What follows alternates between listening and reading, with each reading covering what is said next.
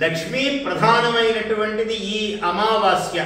దీపావళి అంటే దీపముల యొక్క ఆవళి, అవళి అంటే వరుస, దీపముల యొక్క వరుస దీపావళి.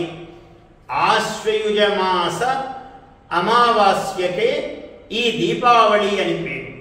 నిజానికి మనకు చాంద్రమానము ప్రధానముగా ఉన్న వాళ్ళందరికీ కూడా ఎక్కువ పూర్ణిమ ప్రధానము. పౌర్ణమాసి అంటే పూర్ణిమ, పూర్ణిమ అంటే చాలా ప్రధానమైన తిథి.